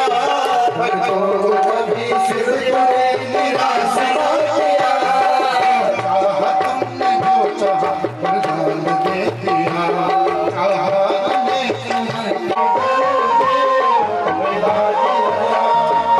मोती की बोलो फूट दे पठाओ, मोती की बोलो फूट के पठाओ। अपनी छाया कितनी भी कोशिश कर ले फिर तो निकलने वाले नहीं है। भाई भवन सुंदर हो, भवन दिखने में सुंदर हो, उसकी रंगाई पुताई अच्छी हो, टाइल भी अच्छे लगे हो, सजावट भी अच्छी हो, तो भला कौन उस मकान में जाना नहीं चाहेगा बताइए। सब जाना चाहेंगे ना अच्छे मकान में। आप भी तो सोचते हो कि मेरा घर भी टाइल लगा हो, सुंदर जो है दीवान बेड लगा हो, सुंदर टेलीविजन का डिजाइन शो बना हो दीवार पर। कौन नहीं चाहता, सभी चाहते हैं, है ना। तो भगवान जब जो है सुंदर घर को देखते हैं, मैं बोला ना निर्मत सनाम शता, हृदय को निर्मल रखना पड़ेगा। किसी के प्रति में सोचने की जरूरत नहीं है। हमें क्या आफत आए उसके बारे में सोचने की, उसकी बुराई करने की। और जितना बुराई करेंगे तो उसके पाप धो रहे हैं, बिना निर्मा साबुन के पाप धो रहे हैं, अपने हाथ में लगा रहे हैं। अच्छा जो कपड़ा धोता है, जब कपड़े धोते हैं तो निर्मा साबुन जब कपड़े में डालते हैं ना, तो किसके हाथ में लगता है, धोने वाले के या जो बिना धोने वाला बैठा हुआ। धोने वाले के हाथ में लगते हैं। तो हम जिसकी बुराई करते हैं ऐसी होता है, पाप हमारे चले जाएंगे, वो निर्मल होता जाएगा। बोलो राधे राधे। तो इसलिए जब भगवान जो है भला कब्जा कर लेते हैं ऐसे खाली मकान पर ही, तो कब्जा होता है। भगवान भवन को झांक कर देखते हैं, यहाँ काम तो नहीं है, यहाँ क्रोध तो नहीं है, या लोभ तो नहीं है, या छल तो नहीं हो रहा है, या कपट तो नहीं हो रहा है आदि। अरे साहब इस भवन में तो लंबी सेना भरी है, जहाँ ये चीज होंगे तो लंबी सेना देखकर भाग जाते हैं भगवान। अपने रिश्ते में पाकर ठाकुर जी लौट पड़ते हैं तो प्यारे खाली मन मंदिर में ही भगवान भवन में ही भगवान अपना घर बना लेते हैं। हमने मन का आंगन नहीं बुहारा, कैसे आएंगे भगवान, कैसे आएंगे भगवान। हमने मन का हमने मन का कैसे आएंगे भगवान, कैसे आएंगे भगवान, कैसे आएंगे भगवान, कैसे आएंगे भगवान। हमने आंगन नहीं बुहारा, हमने आंगन नहीं बुहारा, कैसे आएंगे भगवान, कैसे आएंगे भगवान। हमने आंगन नहीं बुहारा, हमने आंगन नहीं बुहारा, कैसे आएंगे भगवान, कैसे आएंगे भगवान। कैसे आएंगे भगवान, कैसे आएंगे भगवान। हमने आंगन नहीं बुहारा, कैसे आएंगे भगवान, कैसे आएंगे भगवान।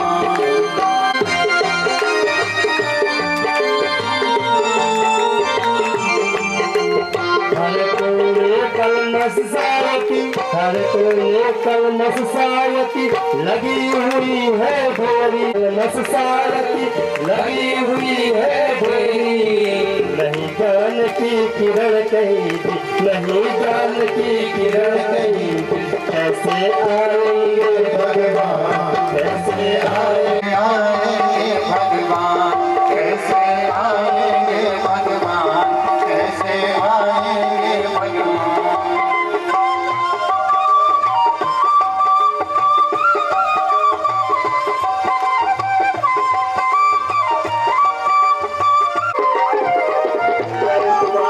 पिघल न पाया, हृदय तुम्हारा पिघल न पाया, जब देखा दुखियारा। हृदय तुम्हारा पिघल न पाया, जब देखा दुखियारा। हृदय तुम्हारा पिघल न पाया, जब देखा दुखियारा। कैसे आएंगे भगवान, कैसे आएंगे भगवान, कैसे आएंगे भगवान, कैसे आएंगे भगवान। आएंगे भगवान, कैसे आएंगे भगवान। चंचल मन को नहीं संभाला, चंचल मन को नहीं संभाला, कैसे आएंगे भगवान, कैसे आएंगे भगवान, कैसे आएंगे भगवान। हमने आंगन नहीं बुहारा, हमने आंगन नहीं बुहारा, कैसे आएंगे भगवान, कैसे आएंगे भगवान। वृंदावन राम की जय।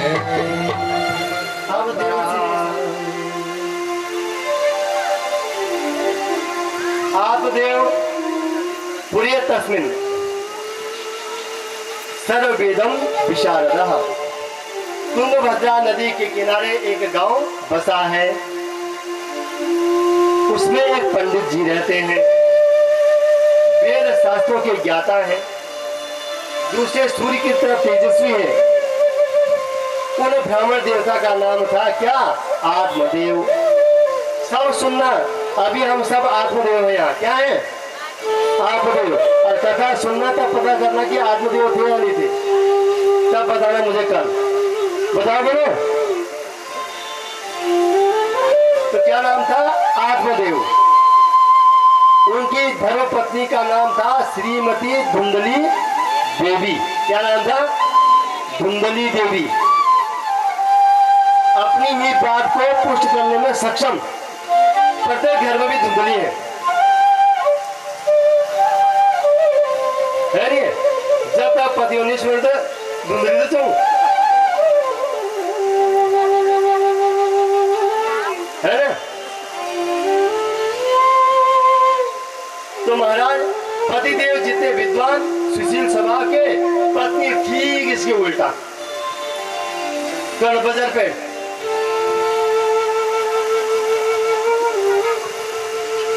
अब होना तो ऐसा चाहिए था ना, जन मालिक तन गया निमुट जाए और क्या कर मालिक अलग हुए तो गौरव अलग विचारों में नहीं बन पा रही। लोकवार्ता रता क्रूरा प्रायसो बहुजल कहा सुराचा कृकृतेषु कृपणाम कलह प्रिया। आत्मदेव जी की जो है धर्मपत्नी भयंकर झगड़ालू, क्या चीज झगड़ालू। जब जब तक पड़ोसी से जो है पंगा न हो जाए तब तक भोजन नहीं पचेगा, पेट लगा नहीं होगा। होता ना आज मैं बुआरी इनके सासों का कदम चोर बुआरी हूँ और बुआरी लगी हम उसे लूँ मेरे साथ बराबर काल कोई नहीं है।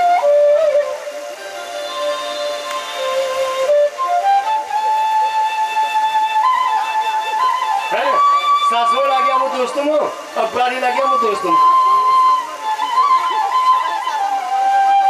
हो रहा ना। लोक वार्ता रता क्रूरा प्रायसो बहुजल विकार, बहुत झगड़ालू की। जब तक पड़ोसी से लाठी चार्ज न करवा दे तो भोजन हजम नहीं, कुछ न कुछ बोलना है। कितना खतरनाक स्वभाव था, आपस में लोगों का झगड़ा करवा देती थी। यह सब विचित्र स्वभाव, पर आप देव इतने सीधे साधे महाराज सरल थे कि उससे भी अपना निर्वाह कर लेते थे। और आप देव जी के पास धन तो अपार था महाराज, धन की कोई कमी नहीं थी, लेकिन क्या कमी थी, संतान नहीं थी। ना पुत्री ना पुत्रुआ तथा चिंता तुरो भूषण। इसी से पंडित जी महा दुखी हो रहे थे महाराज। संतान प्राप्ति हेतु पंडित जी ने धर्म कर्म करवाए, अनुष्ठान करवाए, लेकिन कोई फल नहीं मिला। अन्न भूमि गाय सब दान करे, स्वर्ण का दान किया, वस्त्रों का नित्य दान करते थे, गरीबों में बांटते थे, लेकिन ब्राह्मण के मन में एक दिन इतना जो है वेदना जाग गई। धन त्यक्त्वा वनं गतः, अपना घर छोड़कर जो है वन को चल दिया और एक वृक्ष के नीचे आकर बैठ गया और वहां आंसू बहाने लग गया। अमुजान तो भगवान को भजता, पुत्र हमेशा नाम काटता है, ध्यान देना। पुत्र नाम नहीं जोड़ता कभी, ध्यान देना ये बात। नाम जोड़ती है पुत्रियां। सबसे पहले बाप मरेगा तो तहसील में बेटा जाएगा, साहब मेरे नाम जमीन कर दो, काटा नहीं काटा नाम तुम्हारा, पर प्रमाण के साथ बोल रहा हूं मैं। और लड़कियां दो दो कुलों की लाल जगती हैं, वो भी सरकारी आ गई, ना करेंसी में भी गोयल है ना।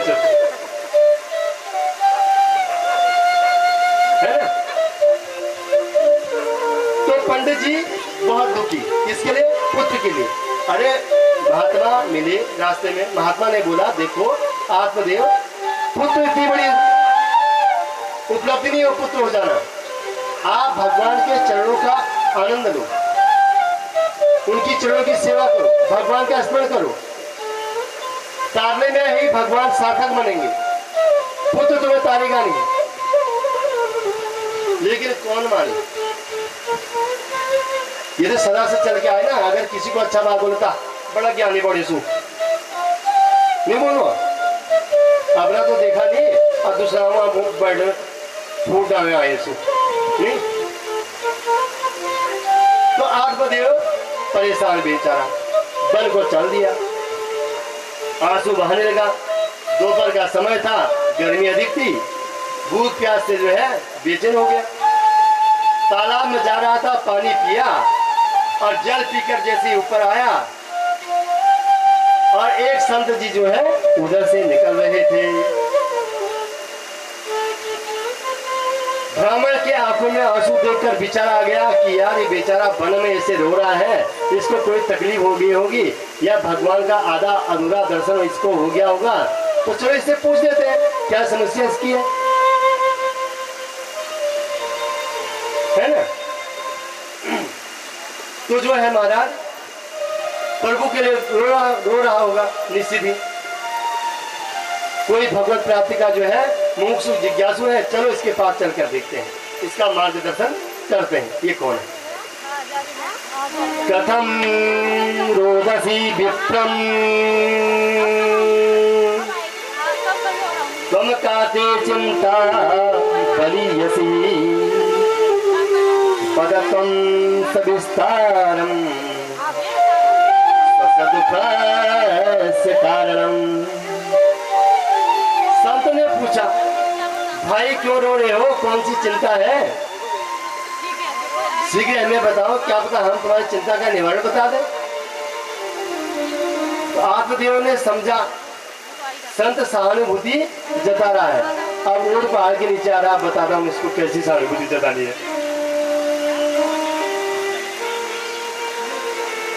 है ना। तो संत के सम्मुख अब जो है जोर जोर से रोने लग गया। कौन कौन रो रहा था? क्या पता नहीं। आत्मदेव सब सूर्य पदानु का छादा इन्होंने यार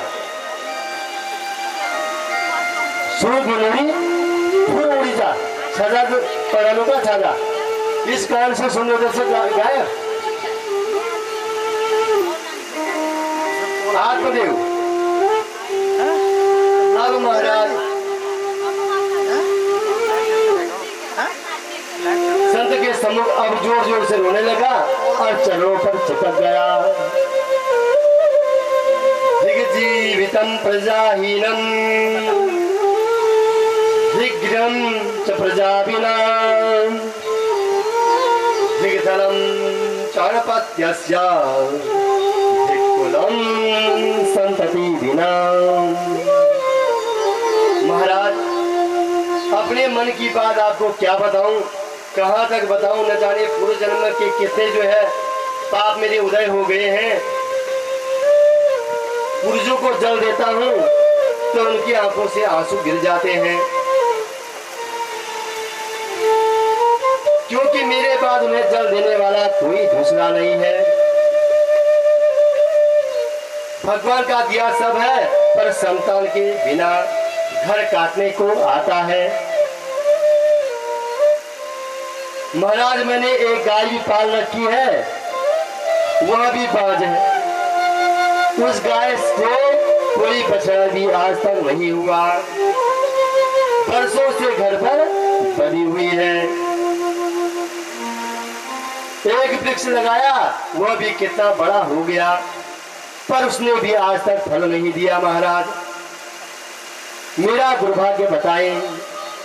चंदनेन विप्रहस्तेन मातृहस्तेन भोजनम पिंडम पुत्रहस्तेन पुनर्जन्मम न विद्यते। ध्यान देना, कहीं जाते हो ना पूजा पाठ सत्संग भागवत सुनने, तो ब्राह्मण से ही टीका लगाना। ब्राह्मण से टीका लगाएगा तो आशीर्वाद जरूर दियो। चंदनेन विप्रहस्तेनम, ब्राह्मण के द्वारा चंदन लगाना चाहिए। मातृहस्तेन भोजनम, माँ के हाथ से भोजन करो, क्योंकि जब माँ बच्चे को पेट भी भर जाएगा, म्याँ लाता यो कतरा खा ले, यह कतर को 4 बार खा देना। बोलो राधे राधे। खिलाएगी नहीं खिलाएगी? तो मातृहस्तेन भोजनम पिंडम पुत्रहस्तेन, और पुत्र के हाथ से पिंडदान, इसीलिए पुत्र की प्राप्ति के लिए ये कथा चल रही है। पिंडम पुत्रहस्तेन पुनर्जन्मम न विद्यते। जब पुत्र के हाथ द्वारा पिंडदान हो जाएगा, दोबारा जो है मृत मंडल में नहीं आना होगा। ऐसा जो है सोचकर आत्मदेव दुखी हो रहे महाराज।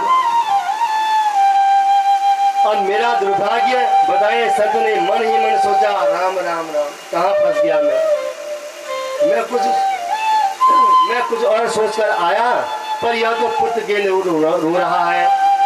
तो संत ने समझाया, मुच्चम ज्ञानम प्रजारूपम बलिष्ठाम कर्मणो गति विवेकम तु समासाध्यम जग संसार वासनम। अरे ब्राह्मण क्या बेटा बेटियों के चक्कर में रो रहा है, का अनादर करके सभी भस्म हो गए, पीड़ियां लग गई तपस्या करते करते, तब जाकर महाराज भगीरथ जो है पुरुषों का उद्धार कर पाए। धर्मात्मा अंग संतानहीन थे, बड़े बड़े यज्ञ अनुष्ठान किए, तब जाकर बेटा हुआ, वो भी नास्तिक बेन। ऐसा नास्तिक निकला, घर छोड़कर बाप को ही भागना पड़ा। महाराज बेटे के हो जाने से तुम सुखी हो जाओगे, इसका जो है क्या निश्चय है। और आत्मदेव ब्राह्मण ने बोला, ये प्रवचन देना बंद करो, मुझे बहुत ज्ञान आता है, ये प्रवचन देना बंद करो, मेरी अभिलाषा को पूर्ण करो, अन्यथा मैं आपके सामने पूर्ण मार दूंगा, आत्मदाह कर दूंगा, इसका पाप आपको लगेगा। अब संत समझ गए, बेटे का भूत सवाल है। किसका? बेटे का। अविनाश बेटा तब क्या करो, गहरे हाथ पकड़कर क्वार्टरों में तुम राग हो।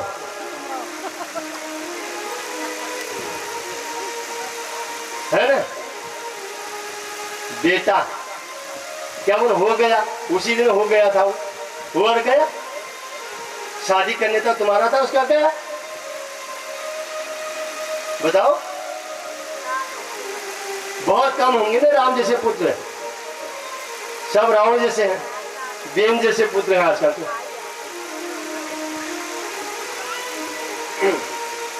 कुग्रामवासी कुलहीन सेवा कुभो जन्म को दमुखी च भार्या मूर्खस्य पुत्रो विधवा च कन्या बिना अविदा सर्पदेत कायम। हे ब्राह्मण देवता, बुरे गांव का बसना, कुलहीन की सेवा करना, बुरा आहार लेना, क्रोधी स्वभाव की पत्नी और मूर्ख पुत्र का होना और विधवा कन्या का होना, ये हमेशा छाती को जलाते रहते हैं। सप्त जन्मावधि तो पुत्रो न्यौच न्यौच। हे आत्मदेव, आपके इस जन्म में तो क्या 7 जन्म में भी पुत्र की प्राप्ति नहीं हो सकती है। इतना सुनकर ब्राह्मण का दुख जो है 7 गुना और बढ़ गया। ब्लड प्रेशर हाई, और डॉक्टर भी नहीं हुआ, जंगल में कौन डॉक्टर हूं।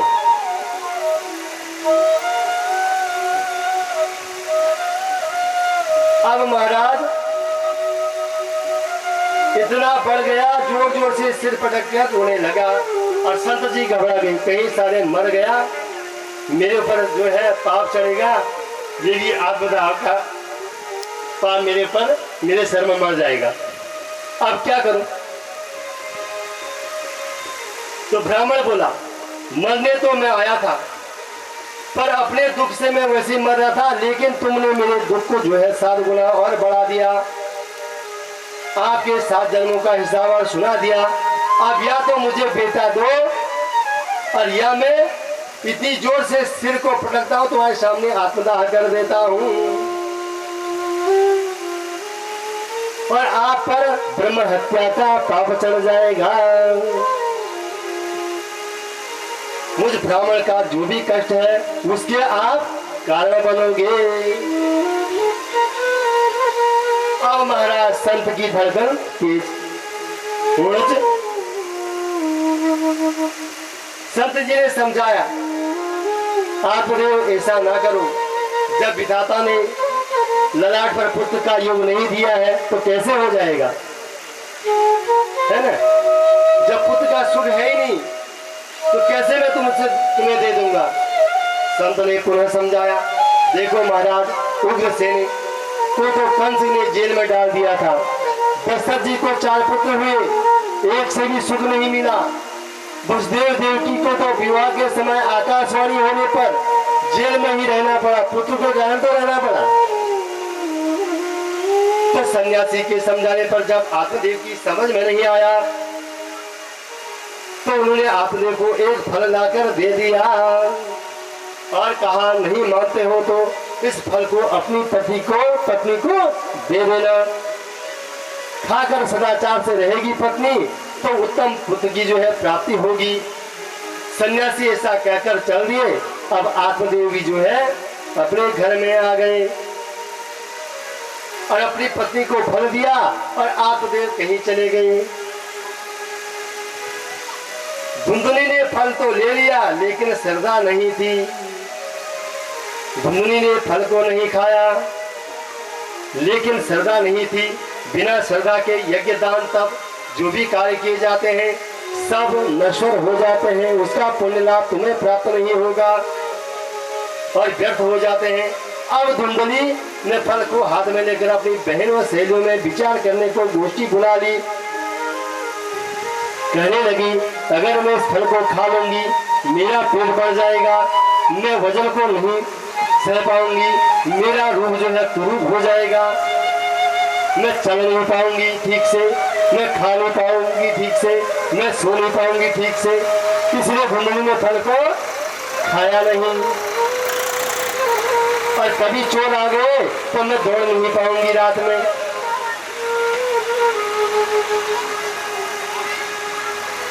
और वैसे भी जो है गर्भवती पत्नियों की सुंदरता कम हो जाती है और तो और प्रसव की पीड़ा के समय भी असहनीय वेदना को कैसे सहूंगी।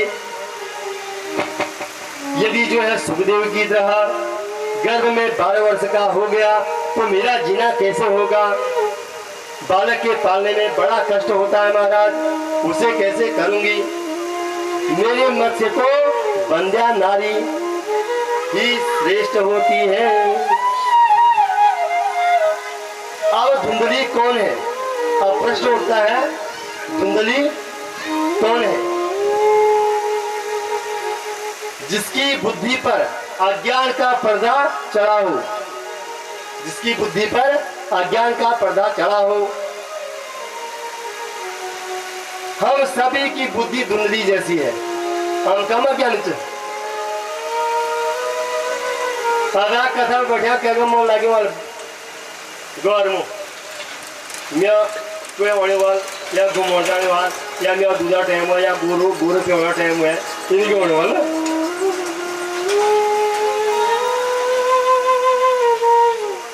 कथा तो बहुत दुर्लभ है, देवताओं को भी दुर्लभ थी, इसलिए समय निकाल के कथा को सुनना चाहिए और ये मौका भी बार बार नहीं मिलता है।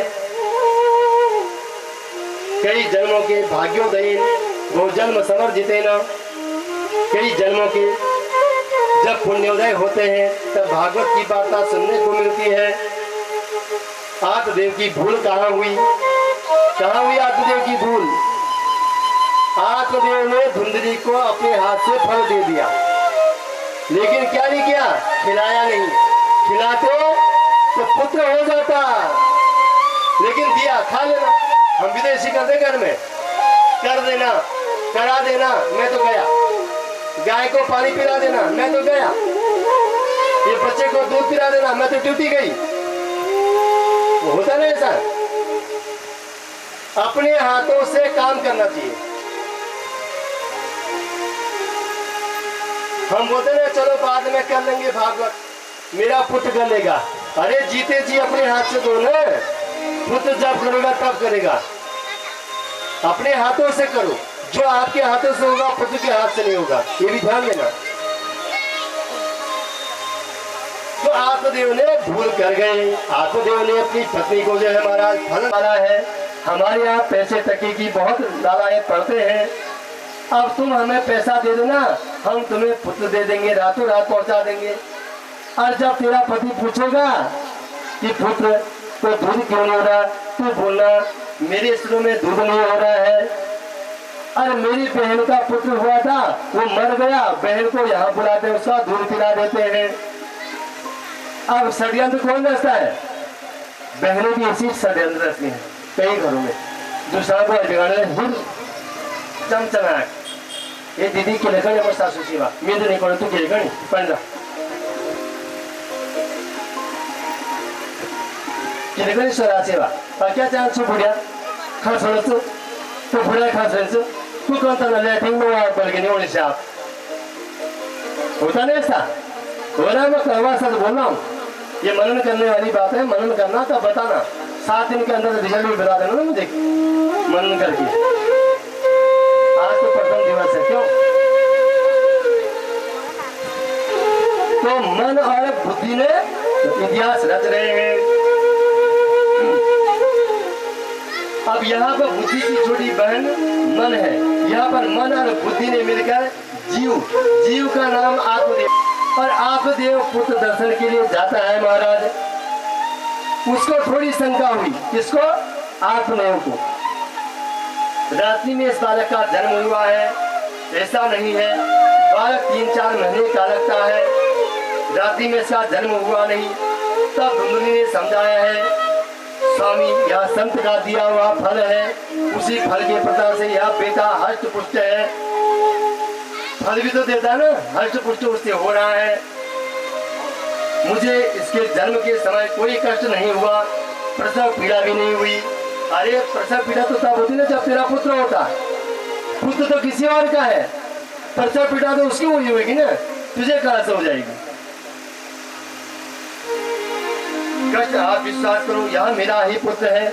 जब आदमी मेरा मेरा बोलता है तभी दूसरा व्यक्ति शक करता है, इसका मतलब इसका नहीं है। तो धुंधकारी रख दिया। अब महाराज 3 महीने बाद गाय को भी जो है सुंदर पुत्र का जन्म हो गया। स्वर्ण के समान चमकते हुए बालक को जन्म दिया। कान जो है गाय के जैसे थे। आत्मदेव की प्रसन्नता का जो है ठिकाना न रहा।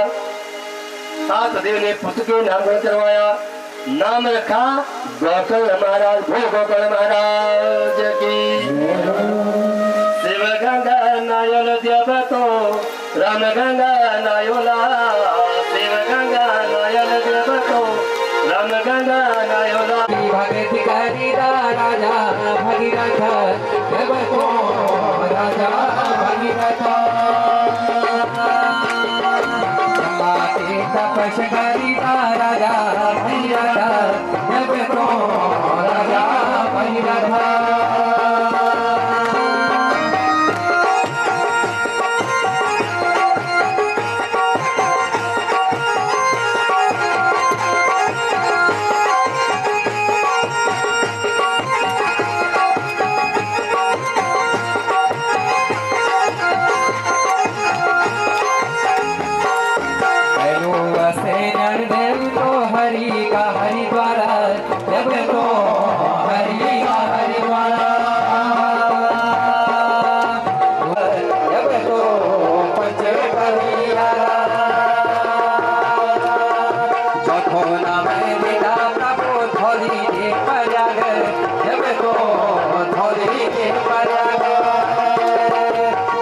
शिव गंगा नयोला जब तो राम गंगा नयोला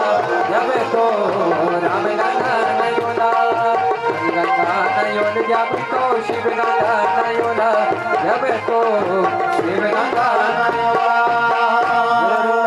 नयोला। एक दिन यह घर छोड़ना ही होगा। पिताजी समझ करके छोड़ना अच्छा है। गोकर्ण जी ने सुंदर उपदेश दिया। आप जो गंगा किनारे आए हैं, रात काल में जो है आदि नारायण परमात्मा का ध्यान कर रहे हैं, मानसी पूजा करते हैं। सूर्योदय होने के बाद जो है दशम स्कंद का पाठ करते हैं। दशम स्कंद में श्री कृष्ण की जो है आदि मधुर लीला का जो है वर्णन आता है। मन में भगवान को बिठाओ, तब पाठ करो।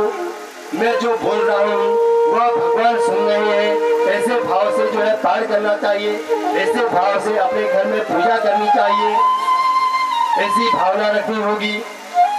श्री कृष्ण की मधुर लीला का चिंतन करने से जो है मन की शुद्धि हो जाती है और मन की शुद्धि होने से परमात्मा का दर्शन अवश्य हो जाएगा। गोकर्ण महाराज कह रहे हैं, पिताजी सुख दुख जो है कोई किसी को नहीं देता है, न इंद्र को सुख है और न सुख जो है चक्रवर्ती राजा को है। सुख तो केवल जो है एकांत में रहने वाले मुनियों को मिलता है। भ्रमित कर दिया, उसी के कर्म के अनुसार जो है महाराज उसका फल अवश्य मिलना था और मिल भी गया। कर्म प्रधान विश्व करी राखा, जो जस कर्म कर तस के अनुसार मिलते हैं, भाग्यानुसार जो है प्राप्त होता है। आत्मदेव कितने विद्वान थे, धर्मशील थे और पुत्र कितना दुष्ट हुआ जिसने अपने कुल को जो है नष्ट कर दिया।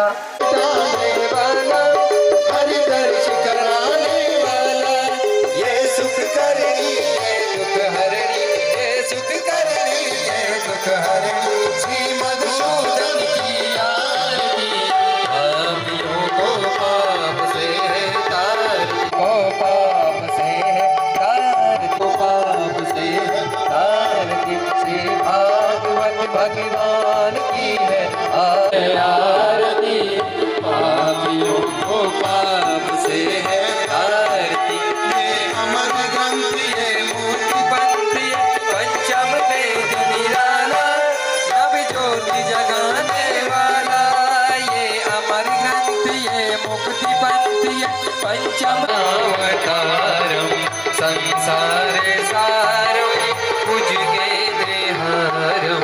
सदा च पिता त्वमेव, तुम्हें वरिष्ठा माता प्रजन्मा, कृष्ण गोविंद हरे कृष्णा, द्रविणं त्वमेव